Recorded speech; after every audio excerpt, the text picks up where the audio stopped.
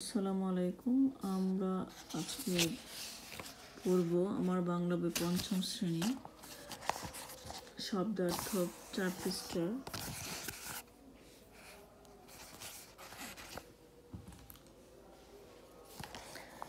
এখানে হচ্ছে অনুশীলনী থেকে শব্দগুলো পাঠ থেকে খুঁজে বের করে অর্থ বলে আছে। সৌভাগ্য, প্রকৃতি। সৌভাগ্য, ভালো ভাগ্য। প্রকৃতি, নিসর্গ। বৈচিত্র্য, বিভিন্নতা।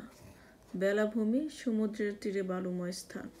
প্রান্তর, মাঠ। স্বজন, আত্মীয় বা আপনজন। সার্থক, সফল। সাংরাই, রাখাইনদের নববর্ষ উৎসব। বিজু, চাকমাদের নববর্ষ উৎসব।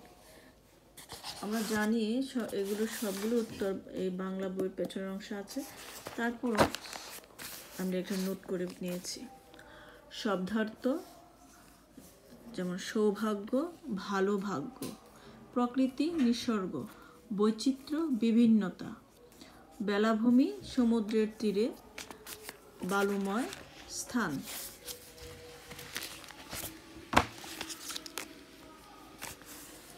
তারপর রয়েছে প্রান্তর, মাঠ। স্বজন, আত্মীয়।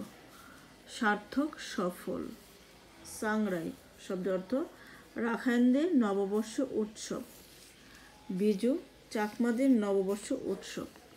এই শব্দের অর্থগুলো পাঠ্য বইয়ের বাংলা বইয়ের পেছনের অংশে দেওয়া আছে, তারপরও আমরা এখানে লিখে নিয়েছি এবং একে একটি শব্দের একাধিক রয়েছে অর্থ।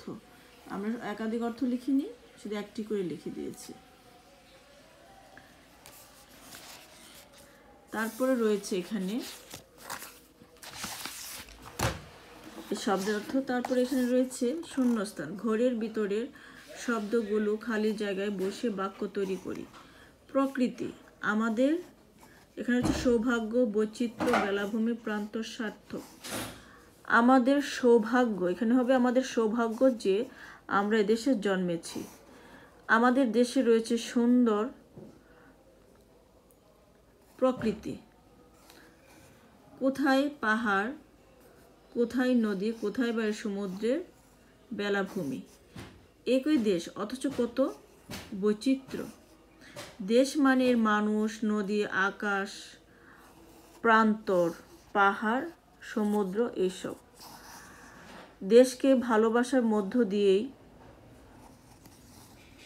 সার্থক হয়ে উঠবে আমাদের জীবন। এখানে শব্দগুলো দেওয়া আছে। শব্দগুলো থেকে উপযুক্ত শব্দ নিয়ে এগুলো আমাদেরকে শূন্যস্থান পূরণ করতে হবে। তাহলে আমরা কি জানলাম? আমাদের সৌভাগ্য যে আমরা দেশে জন্মেছি। আমাদের দেশে রয়েছে সুন্দর প্রকৃতি। কোথায় পাহাড়, কোথায় নদী, কোথায় বা এর সমুদ্রের বেলাভূমি। একই দেশ অথচ কত বৈচিত্র্য। এখানে হবে বৈচিত্র্য। দেশ মানের মানুষ, নদী, আকাশ, প্রান্তর, পাহাড়, সমুদ্র, এসব। দেশকে ভালোবাসার মধ্য দিয়েই সার্থক হয়ে উঠবে আমাদের জীবন। এ হলো আজকের পড়া। এতটুকুই। সবাই ভালো থেকো। আসসালামু আলাইকুম।